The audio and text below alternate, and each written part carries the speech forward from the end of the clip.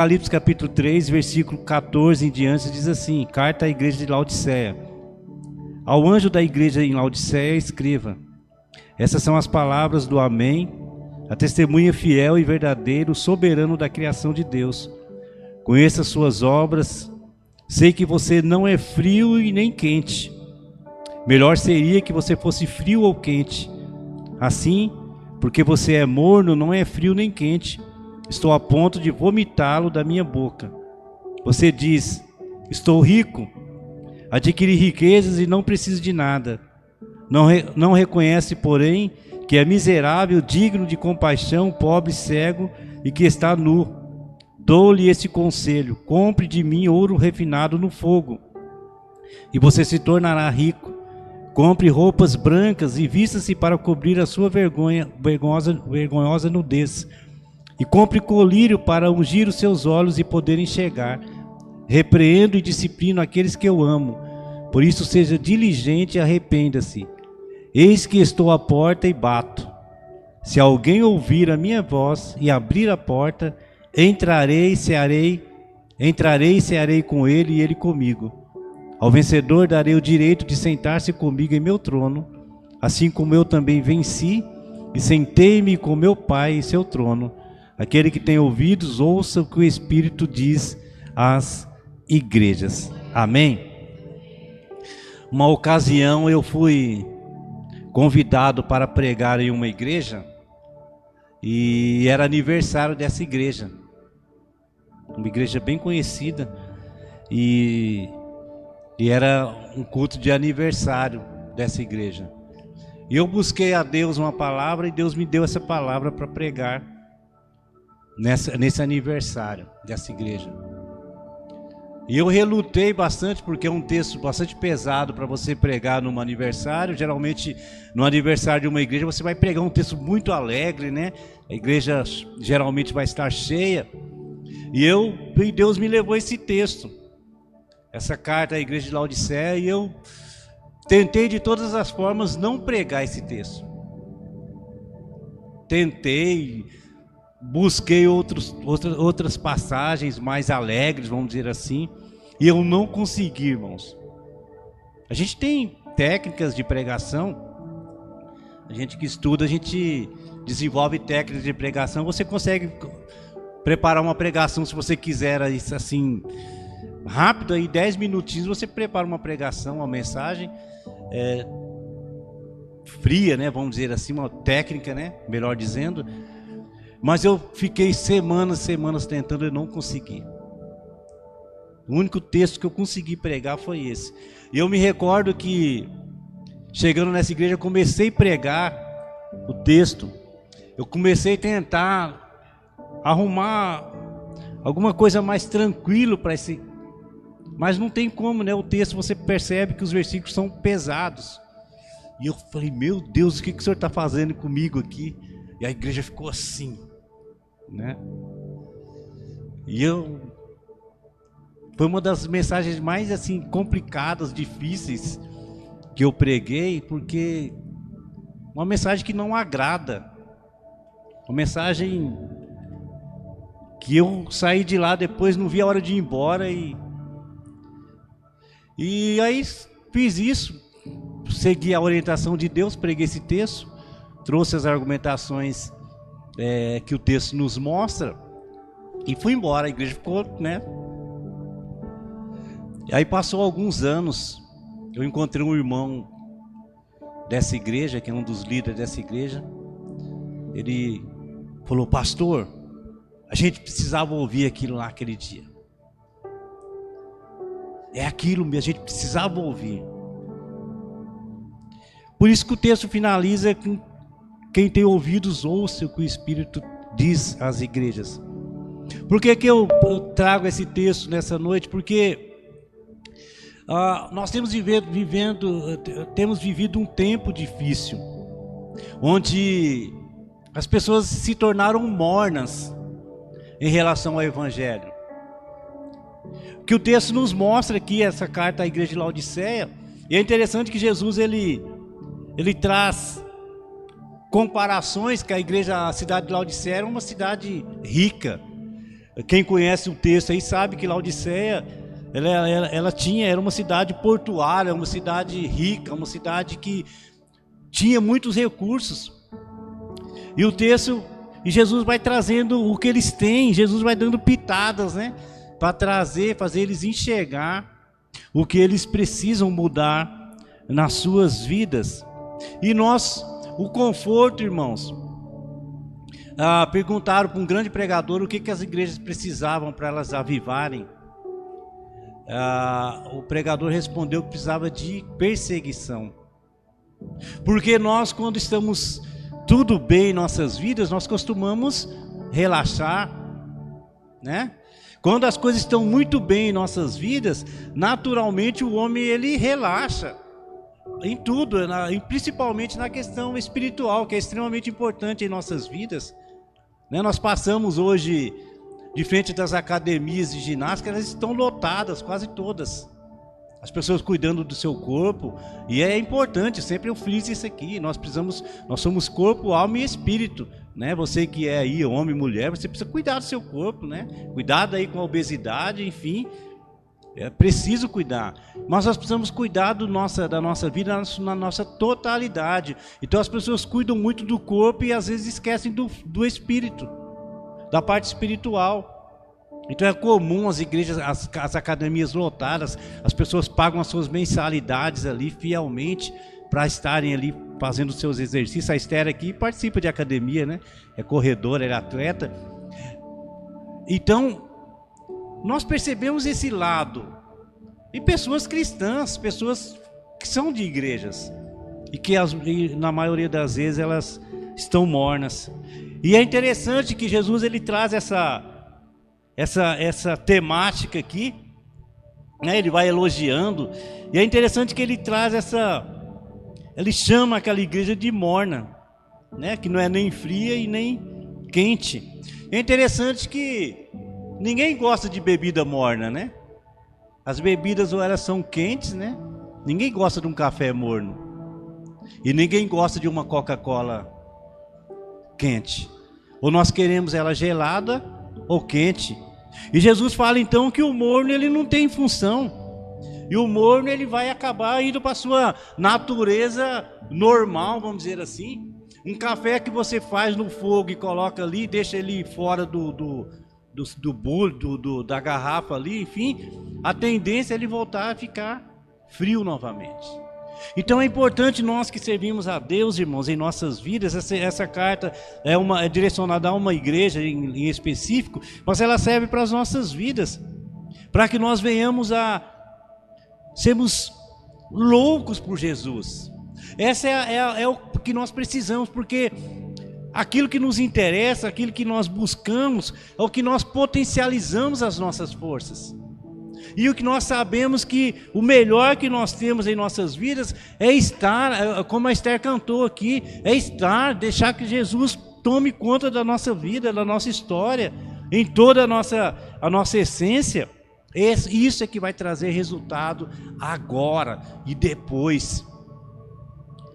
Uma pessoa que tem um compromisso com Jesus, que deixa, né, que permite Jesus entrar na casa dela, né, e fazer parte daquela família, ela tem a família transformada. Ela transforma totalmente aquela família. Quando nós permitimos que Jesus participe verdadeiramente da nossa história. Eu não estou dizendo você ser um membro de uma igreja, não.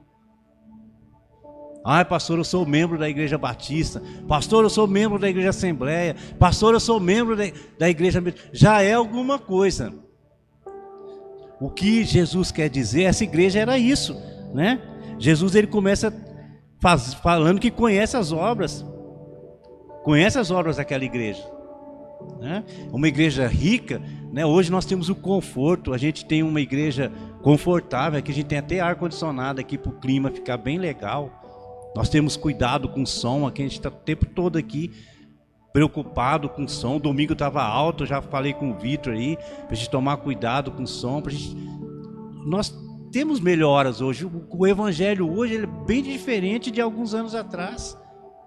onde as pessoas eram perseguidas. E é interessante quando esse pregador diz à igreja que a igreja precisa de perseguição, porque quando a igreja primitiva era perseguida, ela crescia. As pessoas que serviam a Cristo eram jogadas aos leões, nós sabemos da história.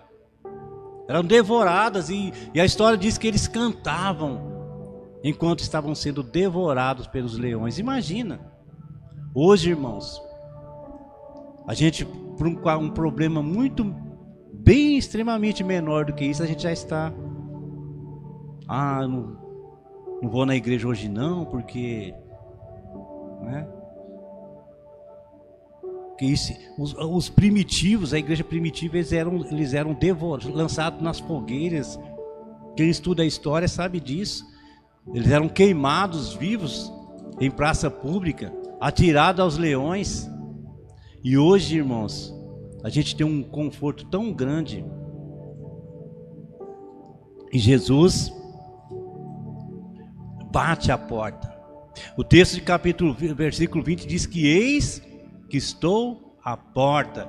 O texto não diz que Jesus chega arrombando a porta, não. Eis que estou à porta. É interessante também, algo que nós precisamos pensar, porque todos nós que somos seres curiosos, se alguém bater na sua porta, bater palma na sua casa, certamente você vai lá atender. A não ser quando você não quer receber uma visita, né? É uma pessoa indesejável, certamente você não vai atender. Mas se você, normalmente, alguém bater uma palma ali, bater na porta, você vai lá e vai atender aquela pessoa. E o texto fala que Jesus está batendo a porta. No versículo 20, que nós estamos eu quero frisar aqui: eis que estou à porta e bato. Se alguém ouvir a minha voz e abrir a porta, entrarei e cearei com ele, ele comigo. Jesus, ele quer fazer parte da nossa vida. Jesus, ele quer entrar na sua família, na minha família, e fazer parte, direcionar as nossas vidas. E o texto aqui, Jesus, ele nos versículos 17, 18, 19, ele vai citando coisas que a cidade de Laodiceia possuía. Eles eram famosos, que eles tinham uma espécie de um colírio, eles vendiam esse colírio. Jesus fala aqui, ó, né?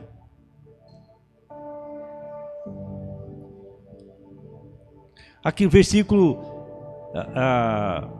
18 aqui, ele vai falando, né? Compre de mim ouro refinado no fogo e você se tornará rico, né? Era uma cidade rica, mas Jesus fala que eles não eram ricos, né? Compre de mim ouro refinado que você se tornará rico, né? E compre colírio para ungir os seus olhos e poder enxergar. Vejam só, uma cidade que vendia colírio. Jesus fala: olha, vocês não enxergam. Então nós precisamos olhar, irmãos, além do natural, para que nós possamos enxergar os benefícios, as maravilhas que Deus tem preparado para aqueles que fazem uma aliança com Ele, uma aliança verdadeira, que abre a porta do coração e permite que Jesus entre ali, domine todos os cômodos da nossa casa. Isso é que vai trazer. Domingo eu falei aqui, né, sobre algumas questões, porque as pessoas estão sofrendo aí, um país cristão, o Brasil, um país que mais abre igrejas, mas ao mesmo passo nós sabemos os problemas inúmeros que existem dentro desse contexto, né? E eu trouxe algumas questões aí, você que estava aqui, você sabe o motivo. Então é necessário que nós venhamos a permitir que Jesus entre, faça parte, abrir, a hora que ele bater a porta, como o texto nos mostra, abrir, permitir. Se Jesus está batendo, está falando. Eu sempre digo, irmãos, todas as pessoas que vão para uma igreja, é Deus falando ali, o Espírito Santo já está trabalhando naquela vida. Sabe por quê? Porque eu já fui longe de igreja. Eu já fui, as pessoas me chamavam e eu não vou não preciso, né? Até falava isso aí. Mas chega uma hora, irmãos, que Deus chama. Deus, ele nos atrai até Ele.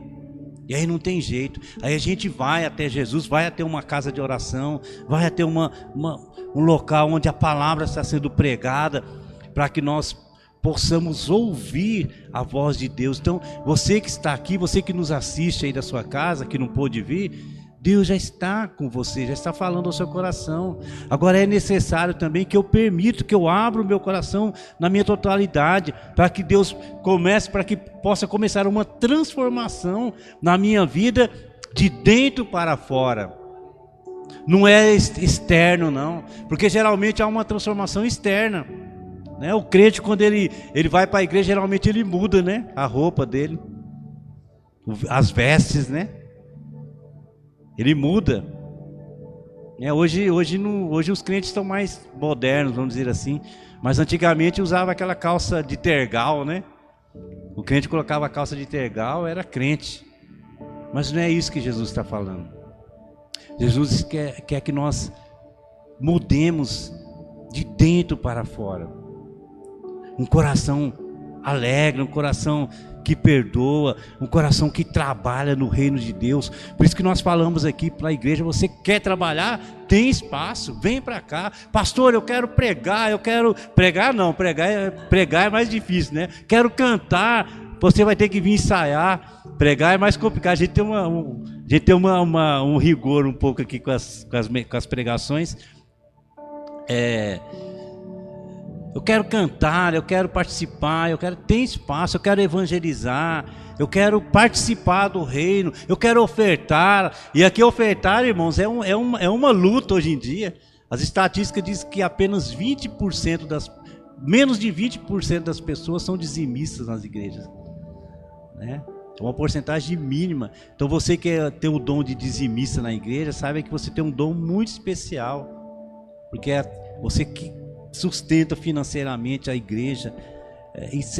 Então há espaço. Pastor, eu quero orar, eu quero participar do grupo de oração, eu quero interceder, há espaço para todo mundo trabalhar no reino de Deus.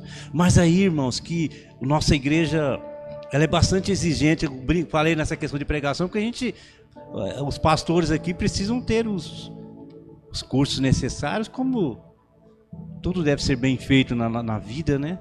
Os pastores aqui, nós somos formados e a gente exige uma formação porque precisa, né? Enfim. E cantar também, tem no domingo de manhã, 10 horas aqui, tem um ensaio. Pastor, eu quero cantar, então venha. Aí o Vitor é ministro de música, vai orientar, Porque para Deus nós temos que fazer o melhor, irmãos. Para Deus nós temos que fazer o melhor. Então é necessário que nós venhamos a fazer para Deus, né? Permitir que Deus entre na nossa vida, e a partir de então nós fazemos o melhor para o Senhor. Os olhos brilharem para a obra do Senhor. É isso que faz a diferença, irmãos. É isso que faz a diferença. Que quando nós fazemos a obra para o Senhor e os olhos brilham, seja o trabalho que for para o Senhor, aí a diferença acontece na nossa vida, aí o milagre acontece na nossa vida, aí Deus, Ele opera na nossa vida, nós orarmos, nós clamarmos ao Senhor, Ele virá, né? Clame a mim e responder-te-ei, e mostrarei coisas grandiosas e insondáveis que você não conhece.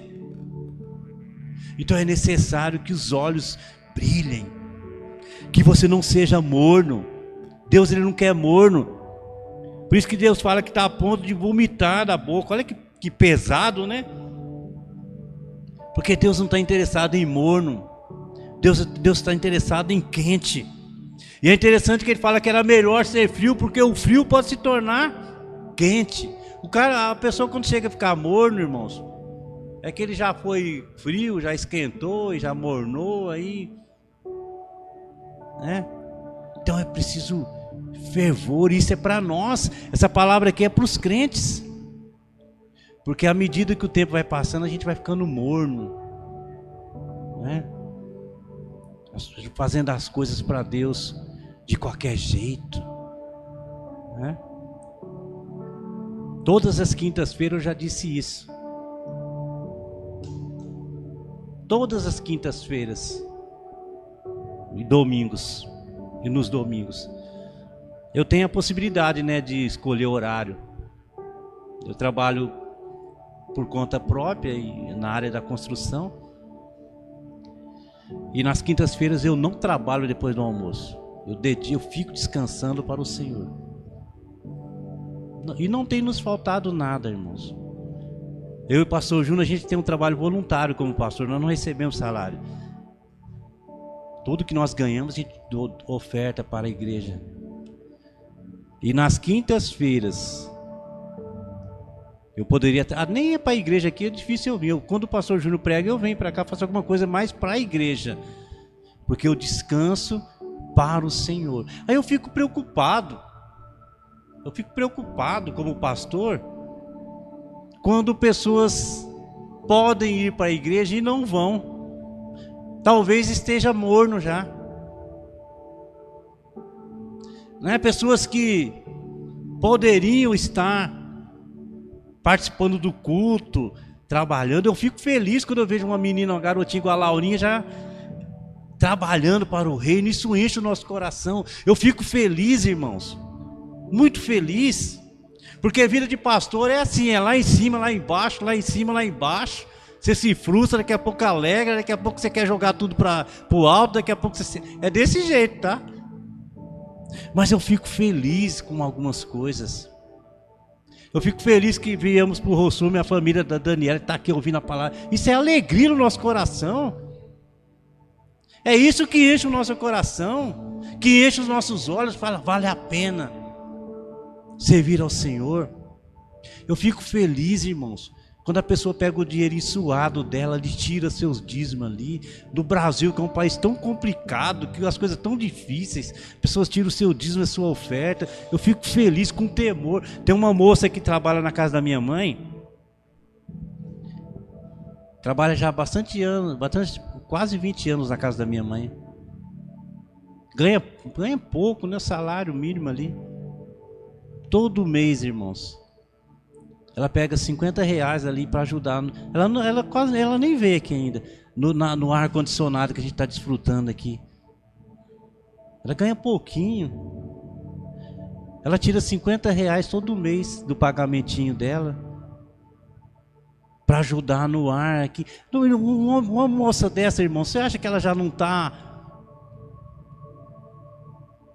Deus já não está... Não tem como.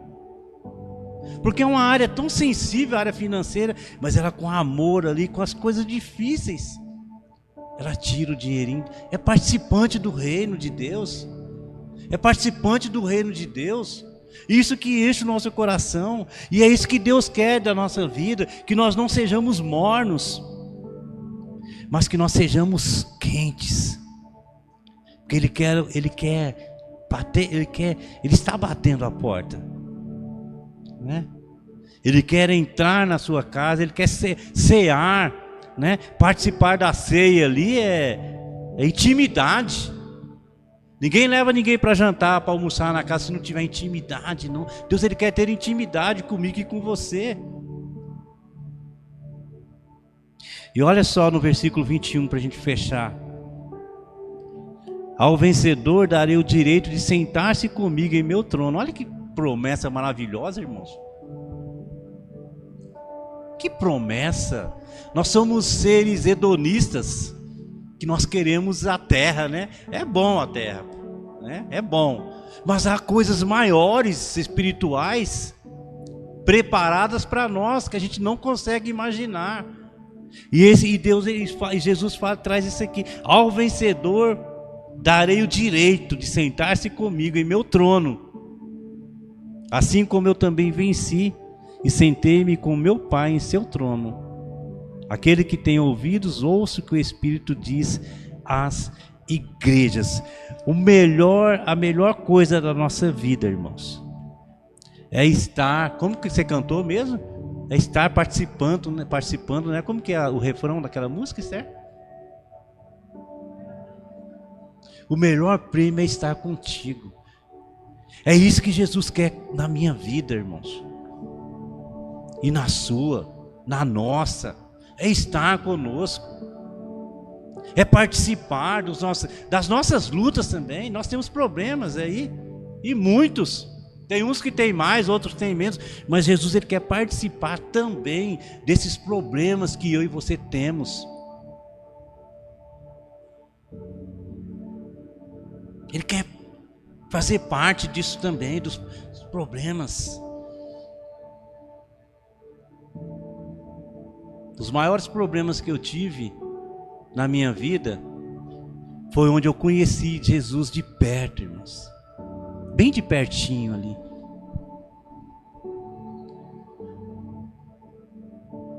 Eu percebi que Ele não nos abandona em lugar nenhum. Sempre estará conosco ali, batendo a porta ali, para estar conosco, nos direcionando. Ele diz que Ele corrige quem Ele ama, né? Não é isso?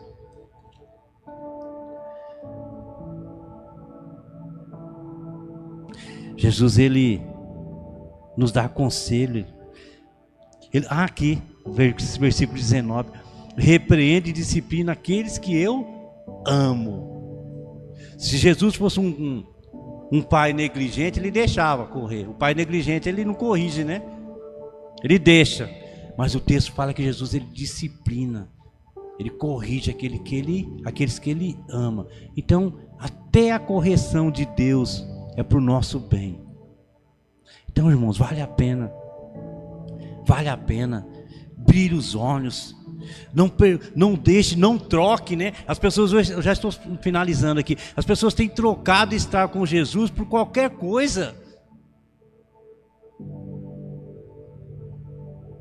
Eu fico feliz que o pastor Júnior e a Estela, eles chegaram de viagem esses dias, chegaram 6h30, 6 horas, 5h30, sei lá, depois de 3 dias intensos ali, vieram para a casa do Senhor, adorar a Deus,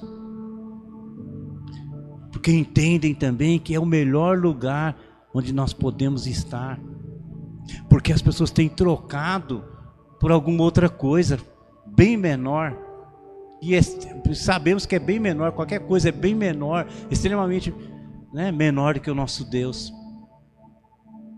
Mas permita que Deus ocupe faça parte da sua família.